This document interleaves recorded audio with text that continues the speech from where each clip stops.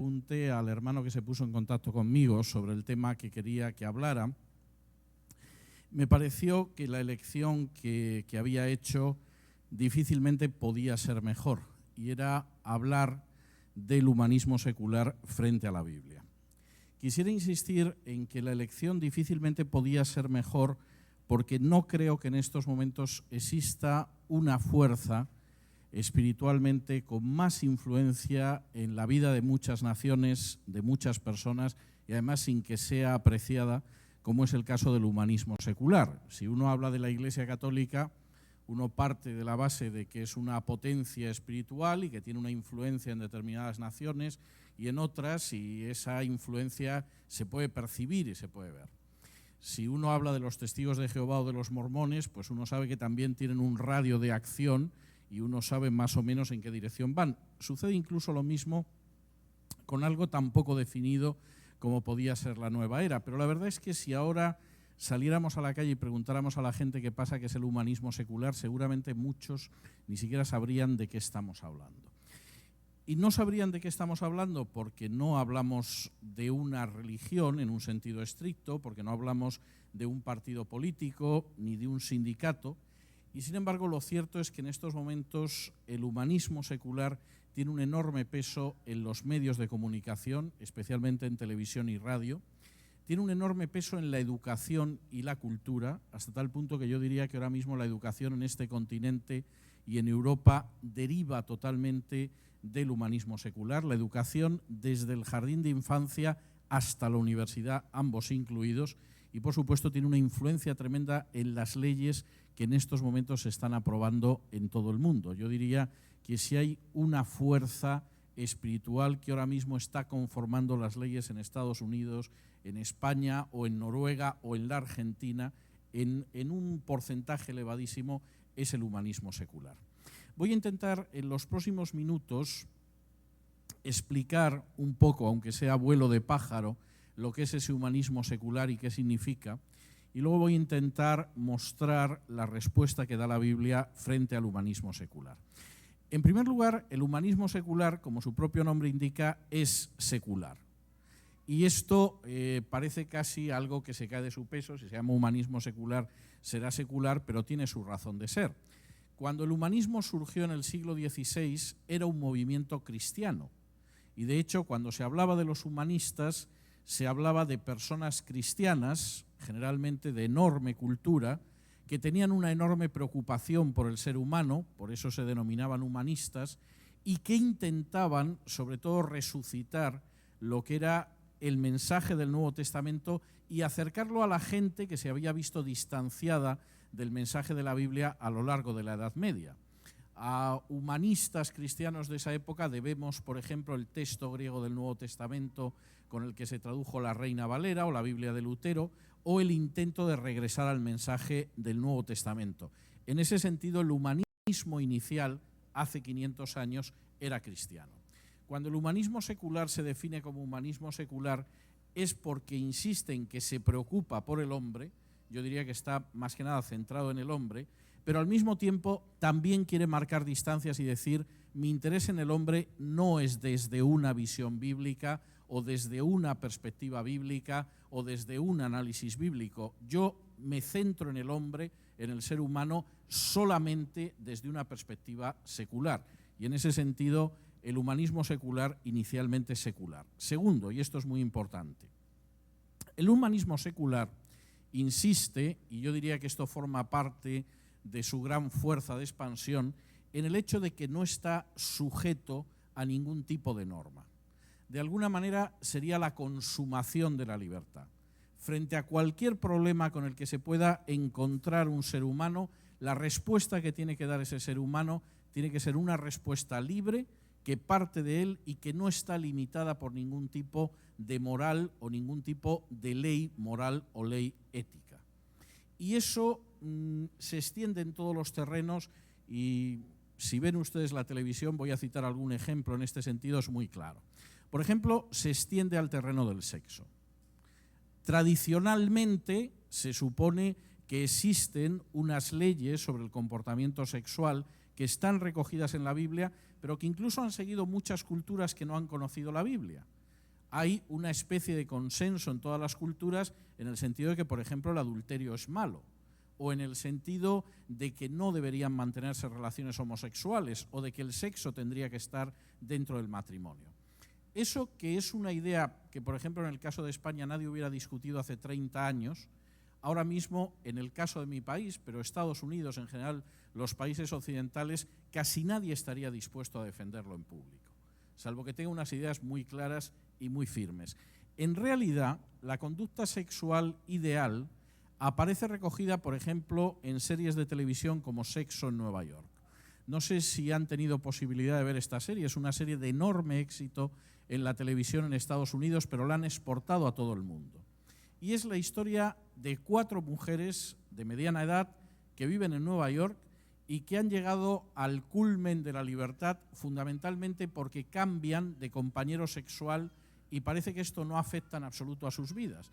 De una manera que a mí me parece casi milagrosa, pueden mantener relaciones sexuales con un hombre con el mismo desapego con el que uno puede beberse una Coca-Cola o tomarse un café.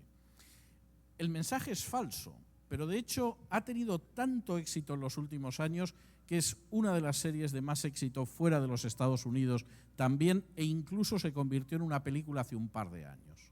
La idea en ese sentido es muy clara, no existe una norma sexual.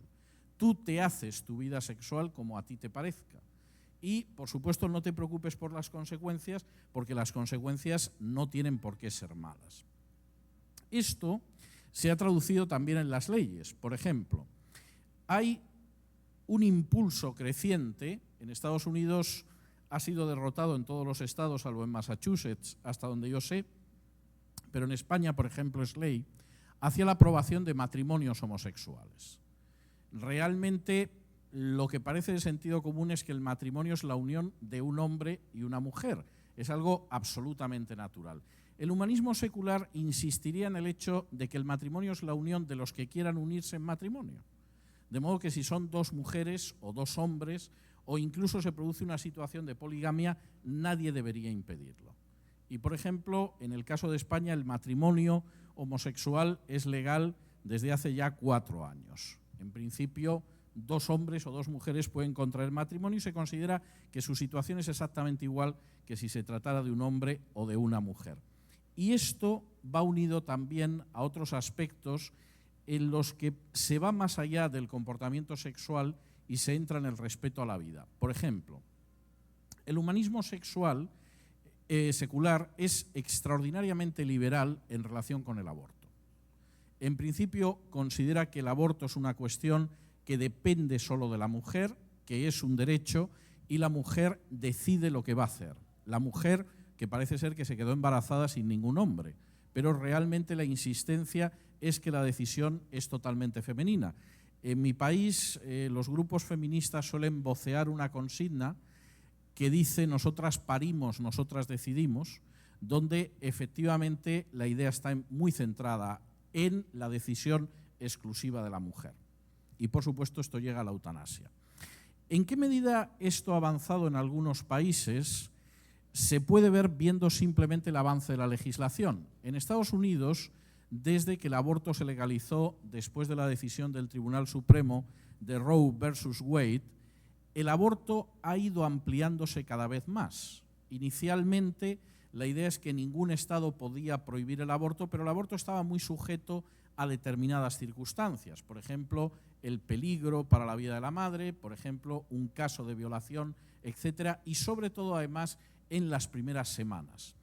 En estos momentos, en Estados Unidos, el aborto es prácticamente libre en todos los estados e incluso se puede practicar hasta el 9º mes, siempre que el cuerpo no haya salido del cuerpo de la madre. Y en este sentido, una de las formas de aborto, yo diría, más espeluznantes que se pueden practicar en Estados Unidos es sacar simplemente la cabeza del niño del claustro materno, introducirle una aguja en la base del cerebro, absorber el cerebro hacia afuera, y como el niño no ha salido, se considera que es un aborto y no un delito de infanticidio, y es totalmente legal.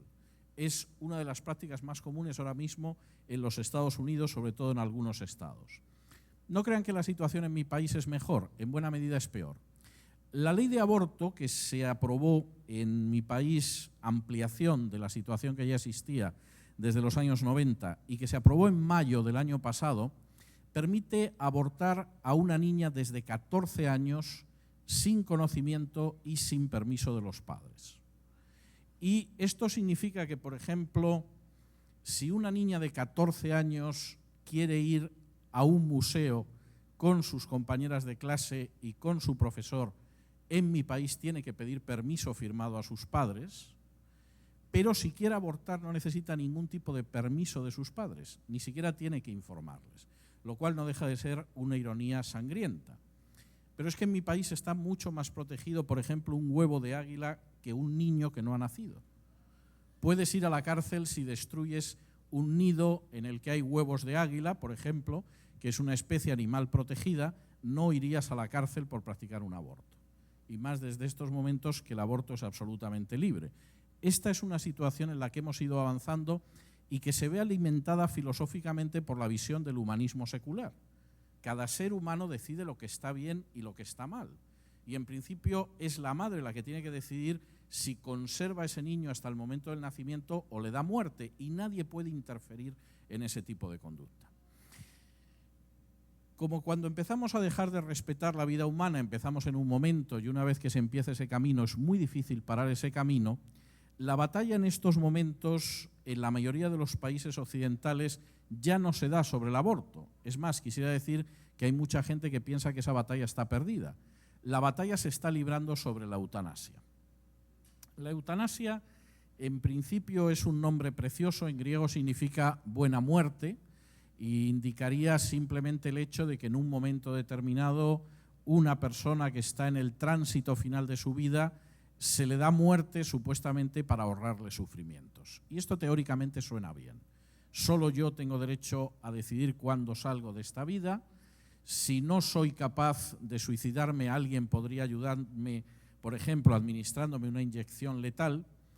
Y lo cierto es que el humanismo secular está avanzando en esta dirección de una manera impresionante. Por ejemplo, hace muy pocos años, hará cosa de 4 o 5 años, el Oscar a la mejor película extranjera se lo dieron a una película española titulada Mar Adentro, que era un canto a la eutanasia.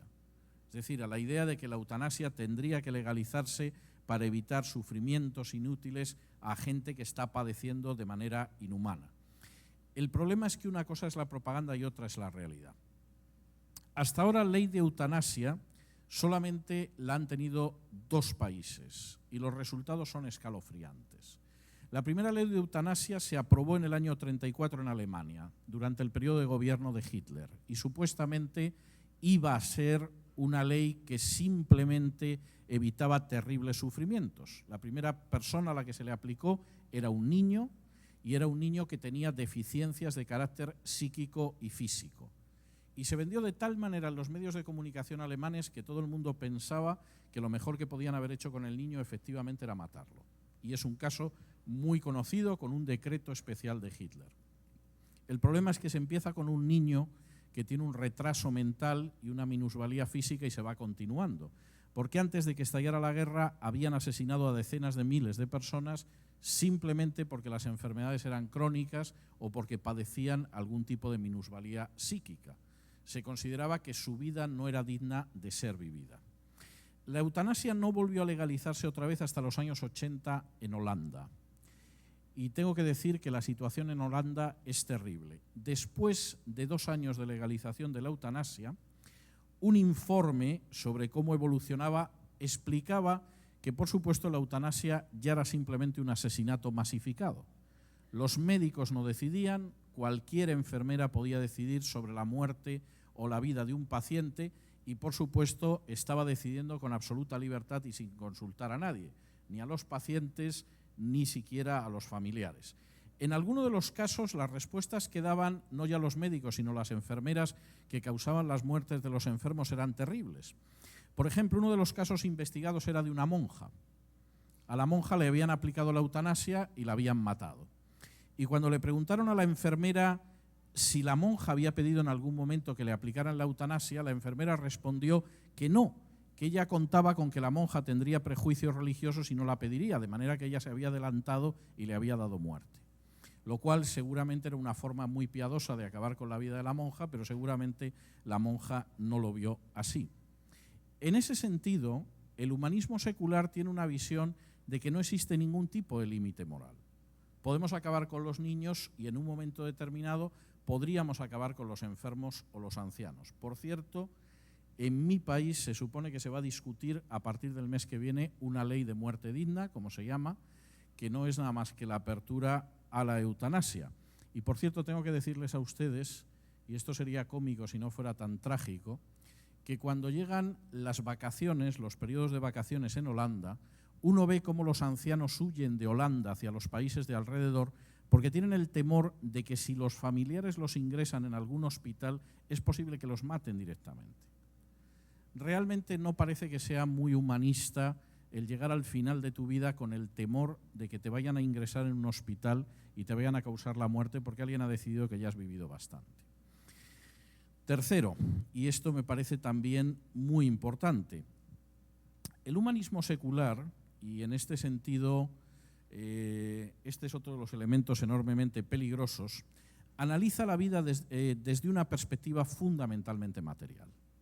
Es decir, todo lo que son valores de carácter espiritual se considera algo que no hay que tener en cuenta. El análisis que se hace de la existencia es un análisis totalmente material, y esto ha entrado en la educación y ha entrado, por supuesto, en la cultura. Y eso hace que cualquier tipo de manifestación espiritual tenga que ser expulsada de la vida pública. Quisiera decir que sobre todo si es cristiana, es decir, una universidad pondrá mucho énfasis, sobre todo si es una universidad pública, en que, por ejemplo, no haya un grupo de evangélicos estudiantes que se reúnen a orar. Puede que en algún caso enfatice mucho que no hay que llevar la Biblia por el campus de la universidad, pero no tendrá problema en invitar al Dalai Lama, por ejemplo, como ha pasado aquí en Miami con alguna de sus universidades, donde evidentemente el elemento cristiano, supuestamente por decisiones del Tribunal Supremo, debería quedar fuera, pero en un momento determinado se invita al Dalai Lama a dar una conferencia. La cuestión está en que es incomprensible entender la historia de Estados Unidos sin una referencia al elemento evangélico, empezando por su propia Constitución. Pero uno se vuelve loco si intenta saber cuál ha sido el papel del Tíbet en el desarrollo de la historia de este país, porque no ha existido en ningún momento. Y esto es algo que está sucediendo en mayor o menor medida en el resto de Occidente. Hay un intento de expulsar, siempre en el sentido de decir, si usted quiere creer en algo privadamente, crea en ello. Si quiere ir a una iglesia, una sinagoga, una mezquita, vaya, pero no salga de esas cuatro paredes y sobre todo no entre en terrenos que son nuestros, como puede ser la educación o la cultura. Y yo creo que este es uno de los elementos más peligrosos del humanismo secular.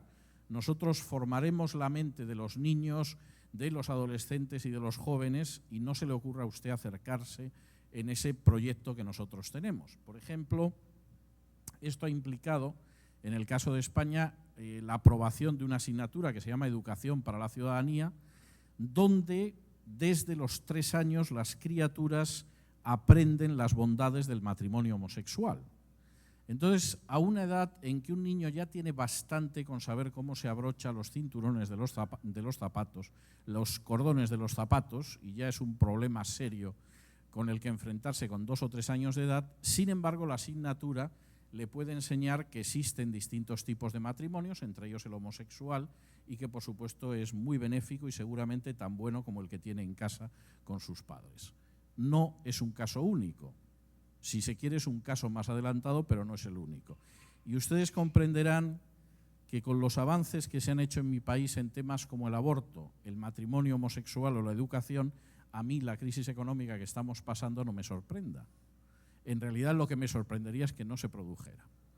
En cuarto lugar, y este es otro elemento que me parece importante, el humanismo secular insiste, y es lógico, puesto que cree que en realidad solo los elementos materiales y que vemos aquí tienen importancia, insiste en que todo termina aquí.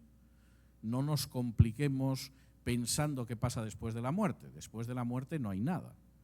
de modo que incluso si la muerte se presenta especialmente dolorosa o antipática, lo mejor que podemos hacer es salir de una vez de esta obra y se terminó, se cae el telón y se acabó.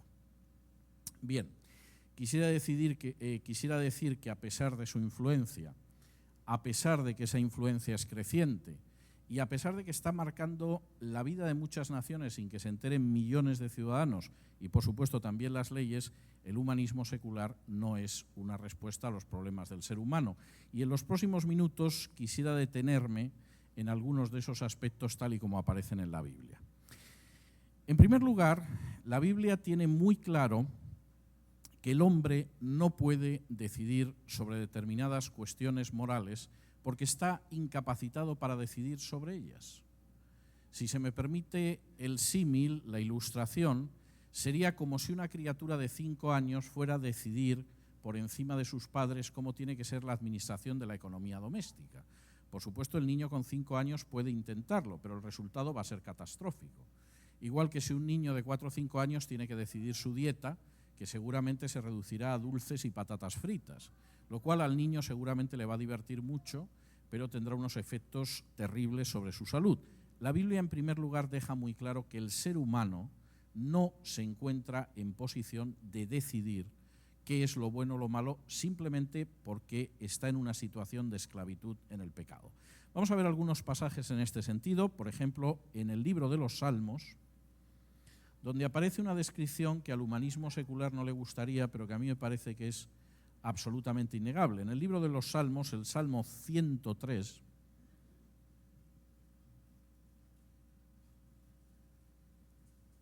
y versículos 13 y 14, hace una descripción de la naturaleza humana que a mí me parece absolutamente irrebatible, pero que para un humanista secular sería muy antipática y muy incómoda.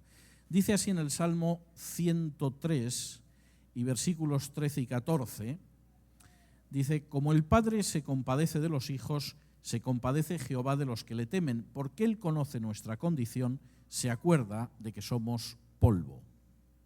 Ahora, la descripción de que el ser humano es polvo no es agradable. Parece que hay algo dentro de nosotros que nos gustaría pensar que somos como pequeños dioses, seres inmortales con capacidad de decidir lo bueno y lo malo, absolutamente autónomos, independientes, etc. Pero la descripción que da el salmista es real. El ser humano en realidad es como el polvo, es efímero, tiene una existencia breve, desaparece, incluso cuando se muere se convierte en polvo, y con lo único con lo que puede contar, como dice el versículo 13, es con la compasión paterna que tiene Dios de sus hijos. Y no hay más. Lo cual, insisto, no es muy agradable para el humanismo secular, pero es una descripción bastante clara. No es más agradable, pero no es menos cierto, lo que dice el libro de Eclesiastés en el capítulo 1,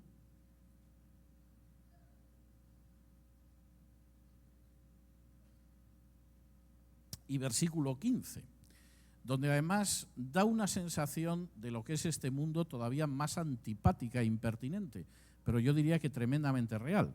Dice en Eclesiastés 1, y vamos a ver desde el versículo 14 al 15, miré todas las obras que se hacen debajo del sol, y aquí que todo ello es vanidad y aflicción de espíritu. Lo torcido no se puede enderezar y lo incompleto no puede contarse. Esto no es muy agradable de oír, pero es verdad. Basta poner un canal de televisión, escuchar la radio, abrir el periódico para darse cuenta de que lo incompleto no puede contarse. Y lo torcido, desde luego a consecuencia del pecado, no hay quien lo enderece. La Biblia es muy clara sobre la condición humana, es más, marca por qué hemos llegado a esa situación. Si me acompañan a Juan, capítulo 8, Jesús hace un análisis de la condición humana que puede resultar muy antipático para el humanismo secular, pero que es absolutamente irrefutable, indiscutible. Dice en Juan capítulo 8 y versículos del 31 en adelante, y me parece muy interesante porque aquí se produce el choque entre dos visiones, una visión bíblica y una visión humana, religiosa, pero profundamente humana, no bíblica. Dice en Juan 8, versículos del 31 en adelante. Dijo entonces Jesús a los judíos que habían creído en él: si vosotros permaneciereis en mi palabra, seréis verdaderamente mis discípulos y conoceréis la verdad, y la verdad os hará libres. Le respondieron: linaje de Abraham somos y jamás hemos sido esclavos de nadie. ¿Cómo dices tú seréis libres? Jesús les respondió: de cierto os digo, que todo aquel que hace pecado, esclavo es del pecado. Y el esclavo no queda en la casa para siempre, el Hijo sí queda para siempre. Así que si el Hijo os libertare, seréis verdaderamente libres. El mensaje expresado aquí por Jesús, yo diría que es un desmentido total de lo que son los supuestos del humanismo secular. Uno casi se puede imaginar a un humanista mirando a Jesús y diciendo: yo soy un hombre libre, o yo soy una mujer libre. Y a Jesús diciendo: no, te vas a llevar el disgusto del día, pero tengo que decirte que no es verdad.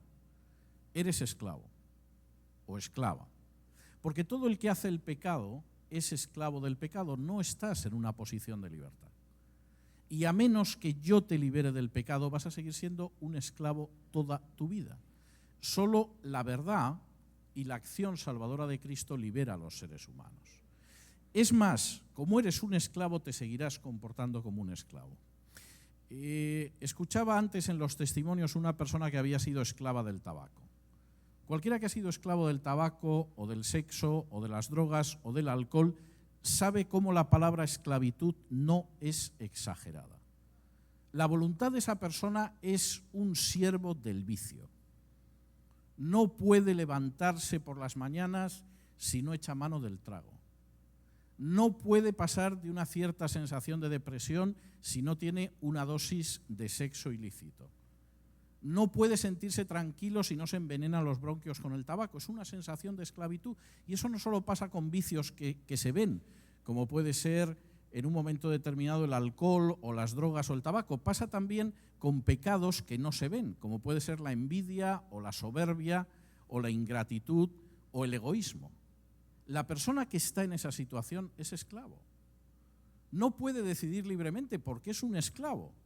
Y a menos que conozca la verdad que solo está en Jesús y que Jesús lo libere, seguirá siendo un esclavo. De modo que es absurdo que pretenda decidir sobre la vida, la muerte, el sexo o el comportamiento cuando es meramente un siervo de sus pasiones. Acompáñenme a Romanos capítulo 6, donde Pablo vuelve a expresar esto y lo dice además de una manera tremenda. En Romanos capítulo 6 y versículos del 15 en adelante, el apóstol está hablando de la situación de aquellas personas que se han convertido y que por lo tanto ya no pueden seguir viviendo como habían vivido hasta entonces. Porque hasta entonces eran esclavos y es absurdo ser libertado y vivir como un esclavo. Dice así Pablo en Romanos 6 del 15 en adelante: ¿qué pues? ¿Pecaremos porque no estamos bajo la ley sino bajo la gracia? En ninguna manera. ¿No sabéis que si os sometéis a alguien como esclavos para obedecerle, sois esclavos de aquel a quien obedecéis, sea del pecado para muerte o sea de la obediencia para justicia?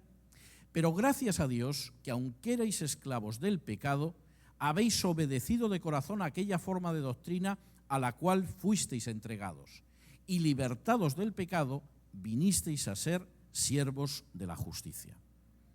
La Biblia es muy clara. Había una canción de Bob Dylan en su época cristiana que se llamaba Tienes que servir a alguien. Y es una de las canciones más lúcidas que yo he podido escuchar. Y la idea es clara, es lo mismo que dice aquí Pablo en Romanos 6. ¿Qué quieres? ¿Seguir siendo el esclavo del pecado como antes de tu conversión? ¿O por el contrario vas a ser un siervo de la justicia? Porque lo que tienes que tener claro es que efectivamente vas a servir a alguien. Y puedes servir libremente y gozosamente y alegremente a Jesús, o por el contrario puedes seguir siendo un esclavo de la injusticia. ¿A quién vas a servir?, diría Pablo. Pues el gran problema del humanismo secular es que efectivamente cree que existe esa libertad a pesar de que lo que hay es una terrible esclavitud al pecado. Y aquí la base del humanismo secular, yo diría que se desploma totalmente. No hay libertad fuera de Cristo. Y cuando uno intenta buscar la libertad fuera de Cristo, lo único que hace es hacer más pesadas sus cadenas. En una de las novelas más ingeniosas que se han escrito nunca, La canción de Navidad de Dickens, un avaro que vive de prestar dinero como usurero a los demás, llega a la noche de Navidad y de pronto se le aparece su antiguo socio, que había muerto 7 años antes. Y descubre que su socio lleva una enorme cadena que está formada por los libros, las notas y todo el dinero que había ido prestando con usura a la gente durante años. Y cuando lo ve y le dice, ¿pero cómo puedes llevar esto así? Le dice, oye, cuando yo me morí hace 7 años, la cadena que tú llevabas era como esta ya. Imagínate cómo será 7 años después. Lo tremendo del asunto es que efectivamente la gente va tejiendo una terrible cadena de esclavitudes. Y la única manera de librarse de eso no es decir que todo está bien, sino aceptar la verdad que está en Cristo y permitir que Cristo nos libere.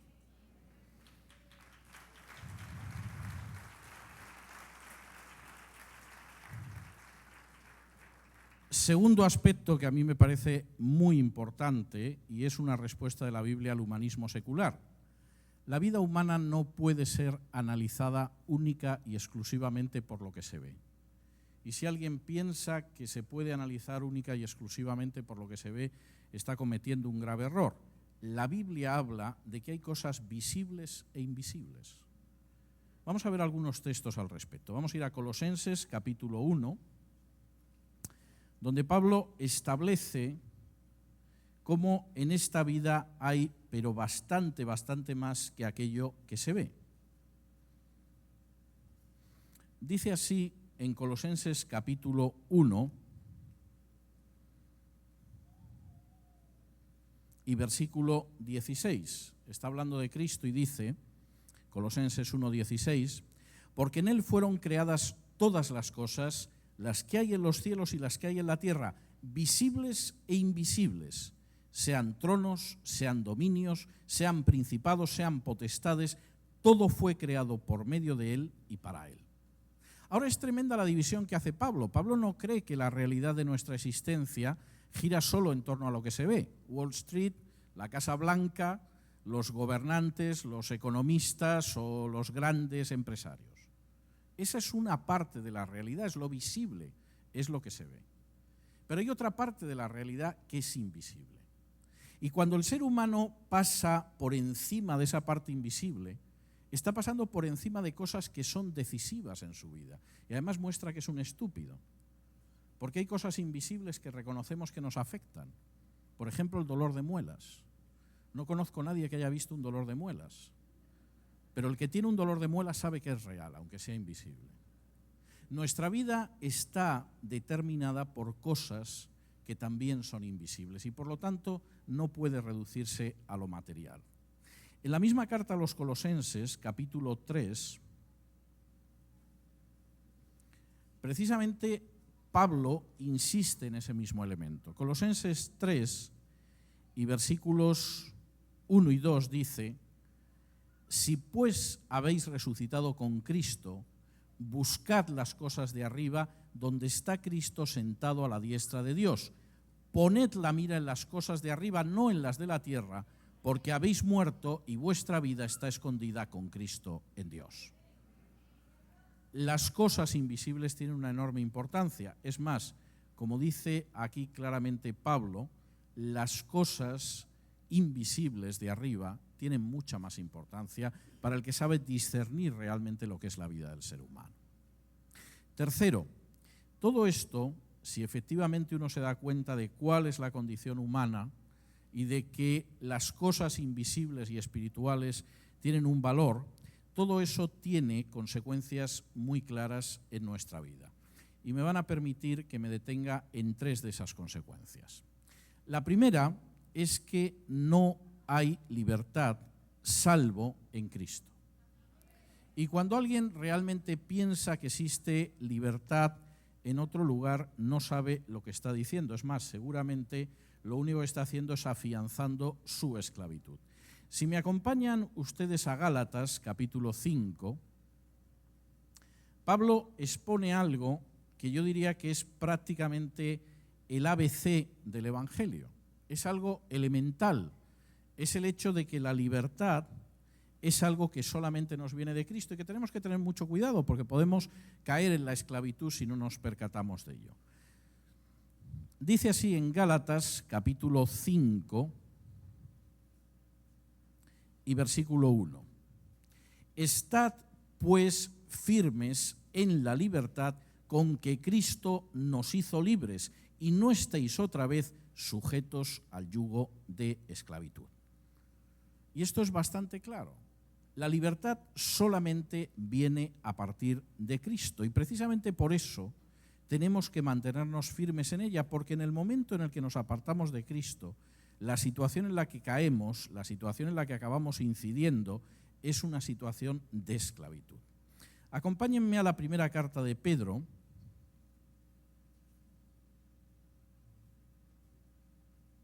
donde de nuevo, en este caso el apóstol Pedro, vuelve a insistir en esa libertad. Dice en Primera de Pedro, capítulo 2,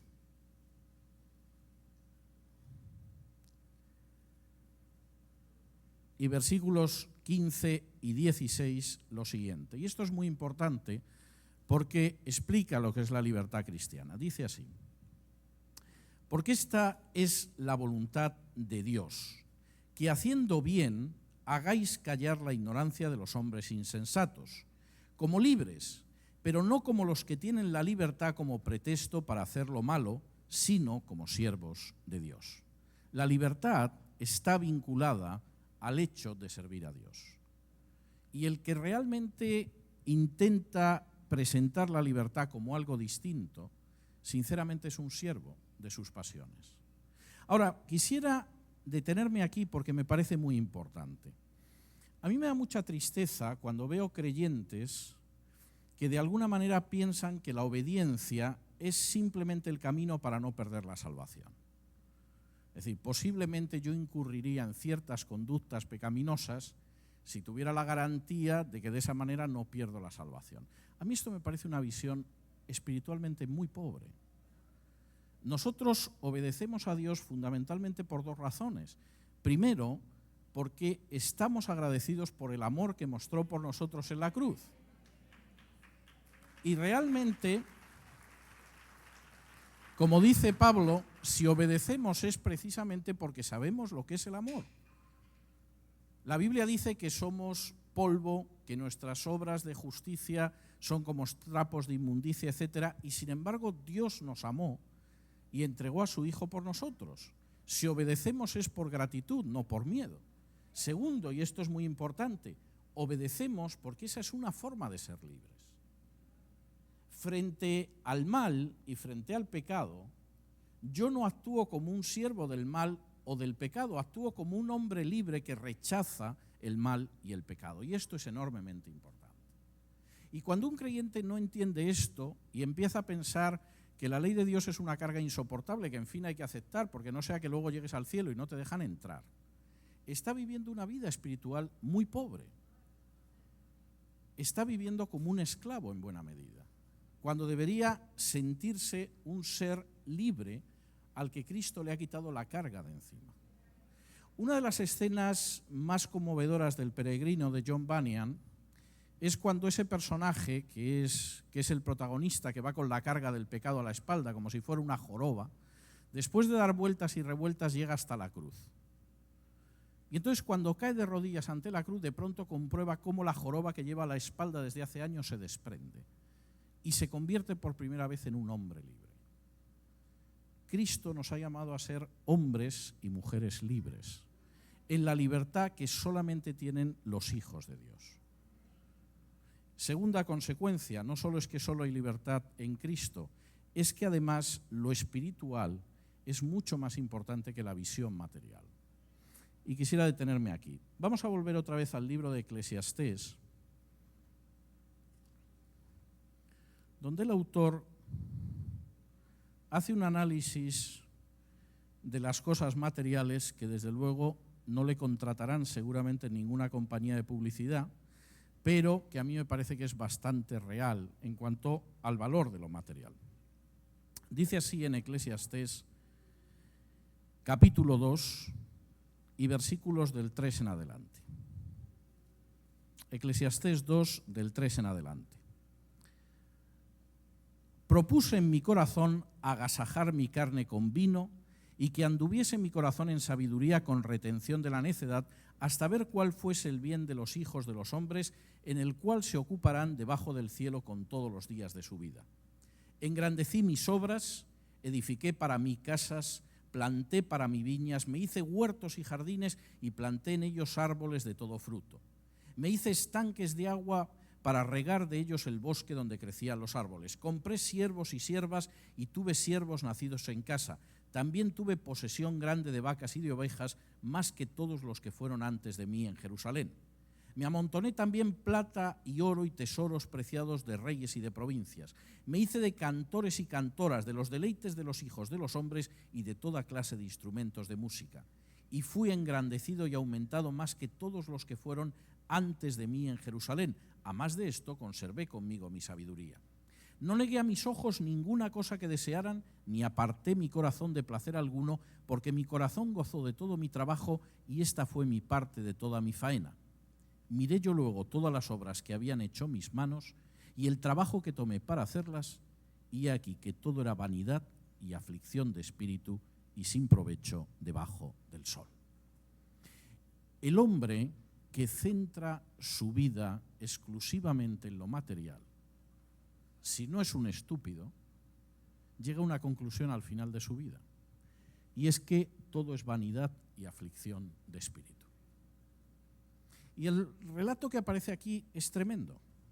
No es una persona que pensara solo en el sexo o solo en tener una casa bonita o solo en tener siervos. No, era una persona que le interesaba el arte también, y la cultura y la sabiduría. Pero cuando el corazón de una persona está solo en el elemento material, el resultado al final es que eso es insatisfactorio. No llena el corazón del hombre, incluso aunque uno llegue a reunir tanto como lo que cuenta aquí el autor de Eclesiastés.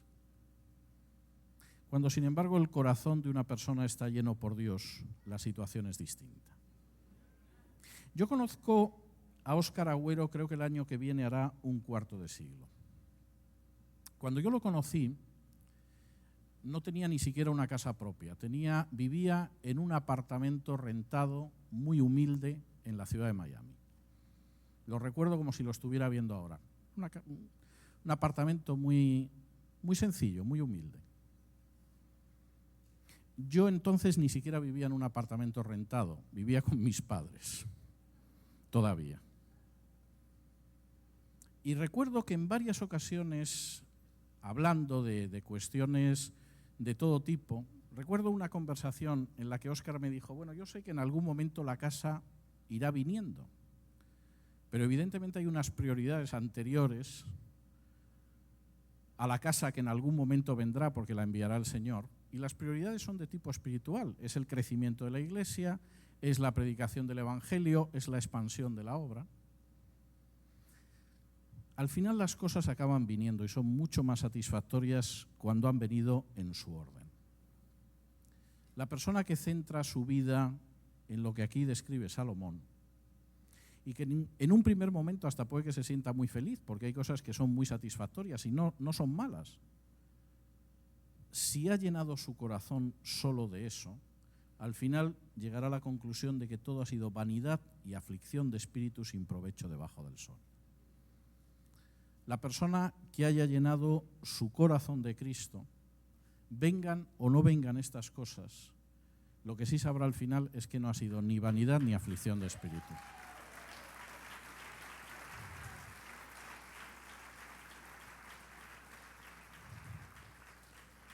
Acompáñenme ustedes a la primera carta de Juan,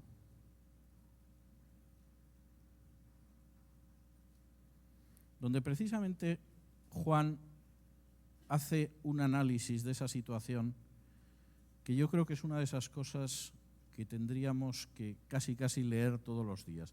Es uno de esos versículos que, si estuviera en mi mano, yo obligaría a memorizar a los creyentes de todas las iglesias. Dice en la primera carta de Juan, capítulo 2, y versículos del 15 al 17 lo siguiente. Primera de Juan 2, del 15 al 17. No améis al mundo ni las cosas que están en el mundo. Si alguno ama al mundo, el amor del Padre no está en él. Porque todo lo que hay en el mundo, los deseos de la carne, los deseos de los ojos y la vanagloria de la vida, no proviene del Padre, sino del mundo. Y el mundo pasa, y sus deseos, pero el que hace la voluntad de Dios permanece para siempre. Esto es prácticamente el ABC de la vida cristiana. Exactamente qué es lo que te mueve y qué quieres. ¿Los deseos de la carne? Los deseos de la carne no solamente son deseos sexuales, puede ser la soberbia, puede ser el orgullo, puede ser la vanidad, puede ser la envidia, pueden ser las rencillas. Los deseos de los ojos, es decir, lo que se ve, la apariencia, la vanagloria del mundo y de la vida, que hoy te encumbra y mañana no sabe ni siquiera quién eres. Hace 10 o 12 años vinieron a verme 2 periodistas para entrevistarme. Eran 2 muchachas jovencitas. Acaba de salir un libro mío. Y entonces una de las muchachas me dijo, ¿qué se siente siendo un autor consagrado? Y yo le dije, ¿qué entiende usted por un autor consagrado? Me dice, bueno, una persona que ya va a seguir siendo famosa hasta que se muera. Y entonces yo le dije, ¿usted conoce a esta mujer? La muchacha la desconocía. ¿Conoce usted a este hombre? Y tampoco lo sabía.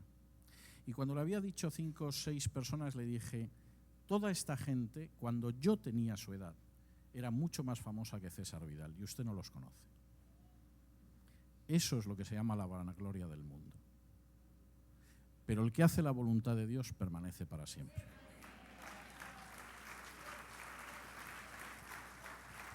Y eso es algo tremendo. Puede que no sea la persona que arrebata la mirada de los demás, el deseo de los ojos, ni la persona que ha satisfecho o ha creído que iba a satisfacer los deseos de la carne, o la persona que aparentemente ha sido famosa en algún momento. Pero el que permanecerá es el que hace la voluntad de Dios. Y la Biblia en ese sentido es muy clara.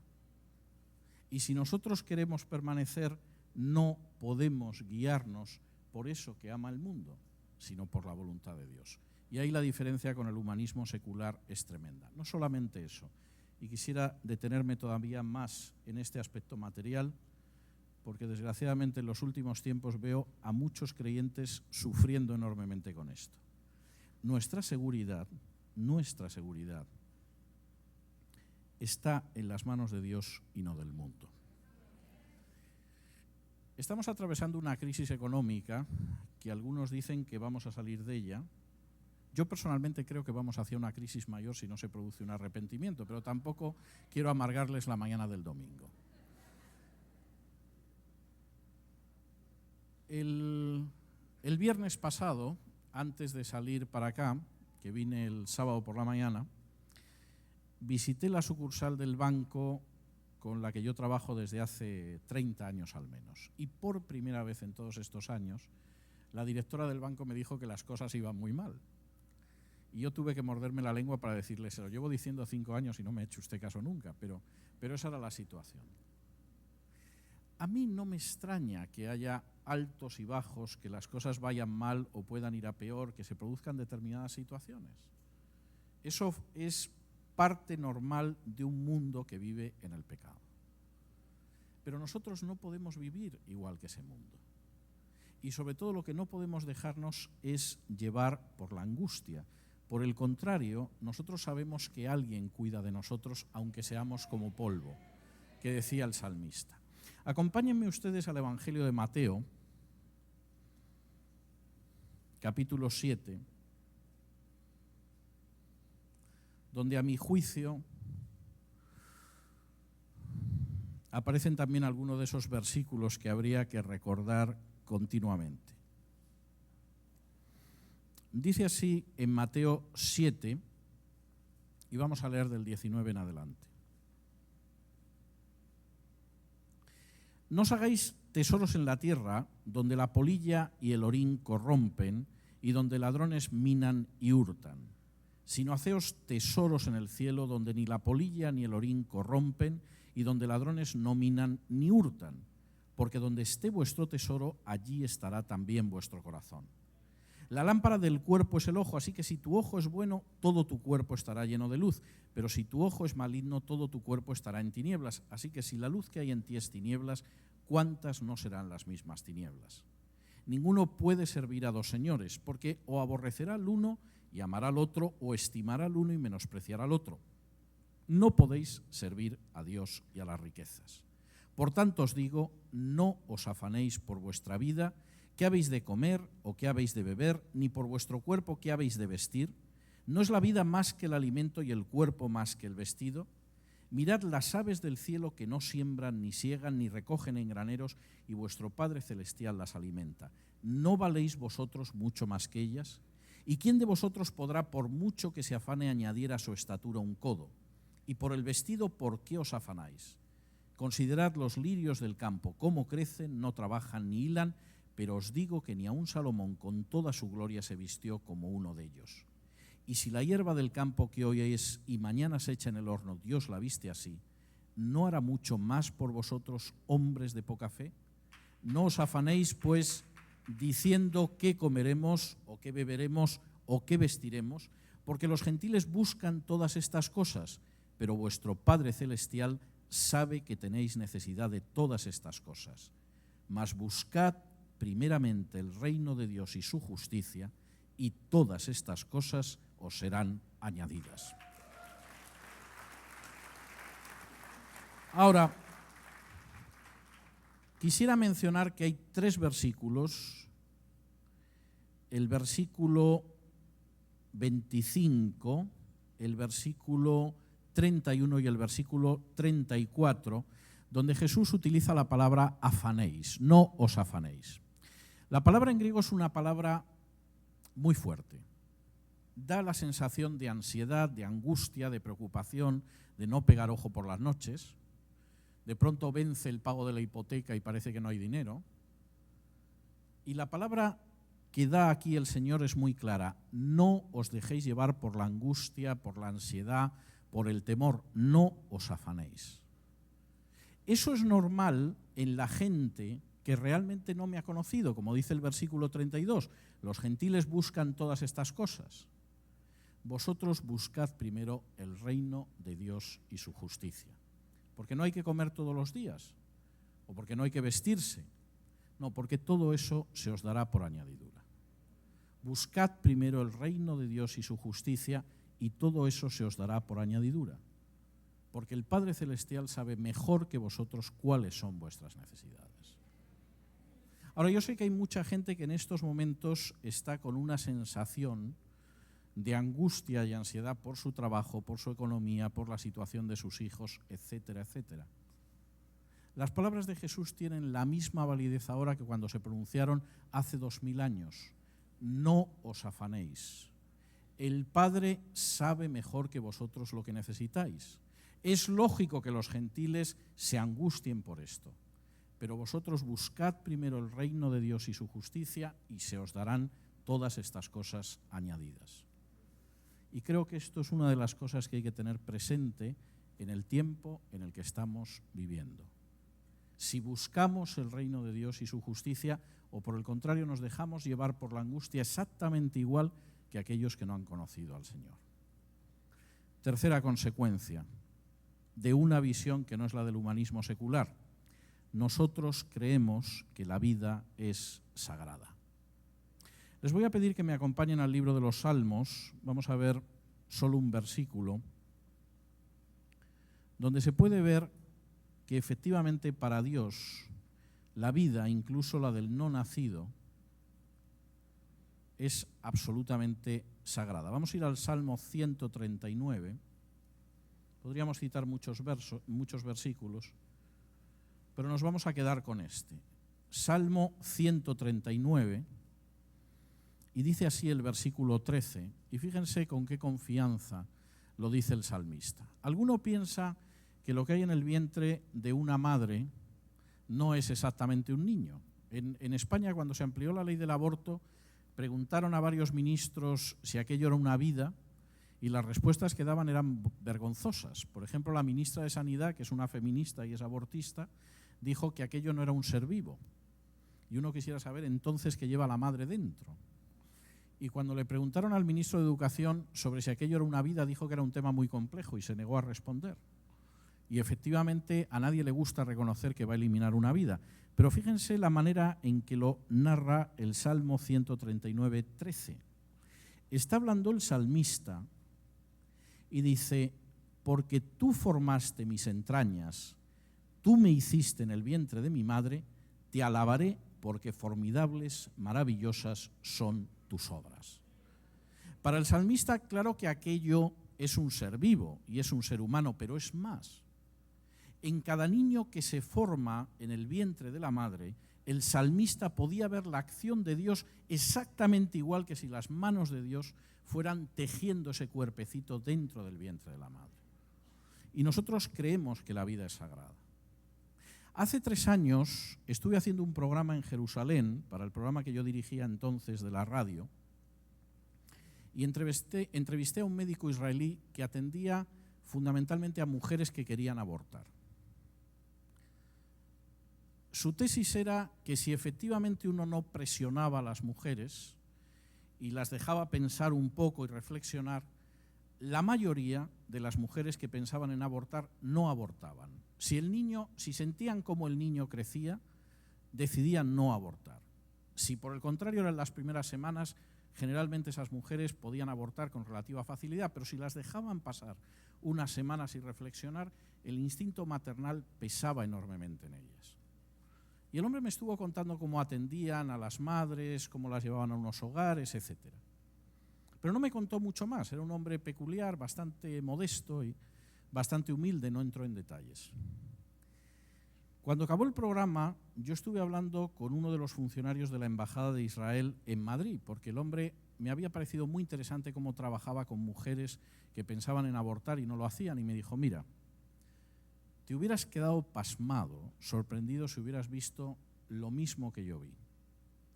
Hace unos años, el gobierno de Israel decidió reunir a todos los niños que no habían sido abortados como consecuencia del trabajo de este hombre. Llenamos un estadio de fútbol con las madres y los niños. Dice, impresionaba ver a aquellas madres, con los niños más pequeños, más grandes, etcétera, que no habían muerto y seguían viviendo. Y que al mismo tiempo no eran un caso aislado o una docena o 2 docenas, llenaron un estadio en Tel Aviv. Y me decía, mira, yo no creo en Dios, pero en casos así es para pensar que Dios existe. Nosotros creemos que la vida es sagrada, que solo Dios tiene derecho a darla y a quitarla, que es Él el que teje las criaturas en el vientre de su madre y que Él decide también cuándo salimos de este mundo, cuando Él lo desea. Y en ese sentido quisiera insistir, y me parece muy importante, en que el humanismo secular no puede ser una respuesta para nuestros problemas, ni para ninguna sociedad, ni diagnostica bien los problemas del ser humano, ni le ofrece salidas que vayan más allá de la esclavitud y además lo reduce más y más a la servidumbre, en algunos casos rebajando su calidad de ser humano y a veces simplemente causando la muerte. Pero además hay una cuarta consecuencia y con esto voy a terminar, y es que esta vida no es el final. Les voy a pedir que me acompañen a la carta de Pablo a los Filipenses, donde aparece uno de los relatos más conmovedores que se han escrito a mi juicio, sobre todo porque Pablo escribió esta carta de Filipenses cuando estaba en prisión, encadenado a una pared, vigilado por 4 legionarios romanos, y la carta se le llama la carta del gozo porque las expresiones de gozaos, de alegría, etcétera, son impresionantes. Pero vamos a ir al capítulo 1.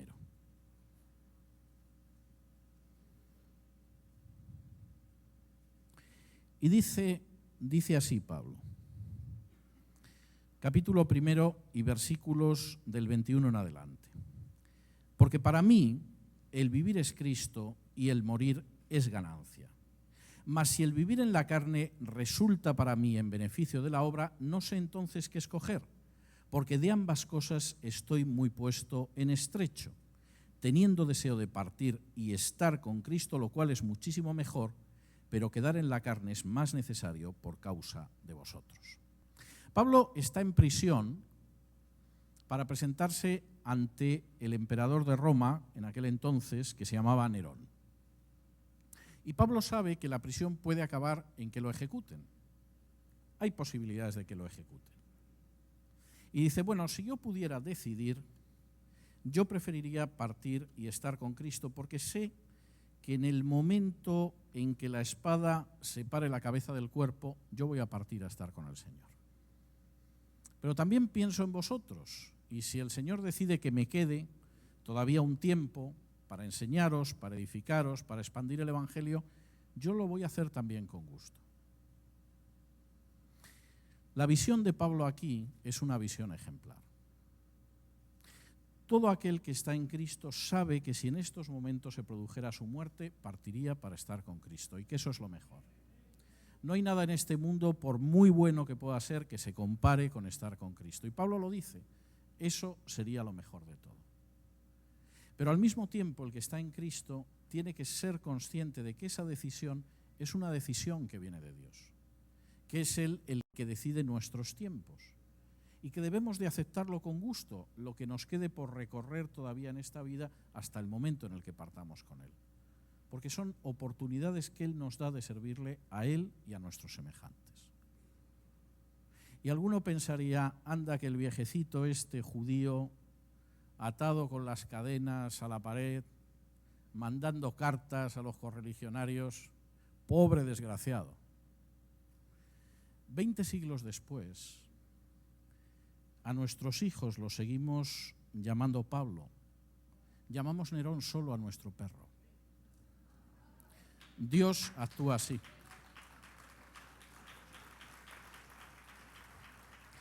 De modo que alguno pensará que efectivamente la vanagloria del mundo, el deseo de los ojos, tiene algún deseo. A ver quién recuerda a Nerón por algo bueno.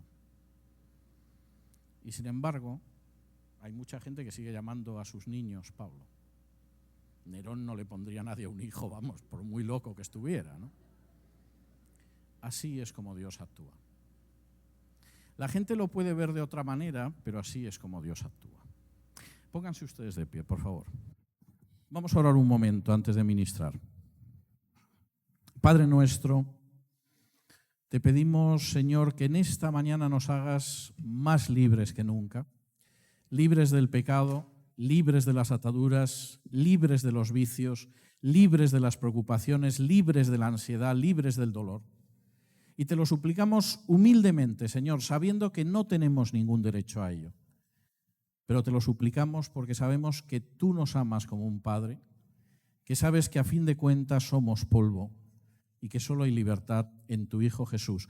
Y nos aferramos a tu Hijo Jesús en esta mañana, Padre. Te lo pedimos por Él, en el nombre de Jesús. Amén.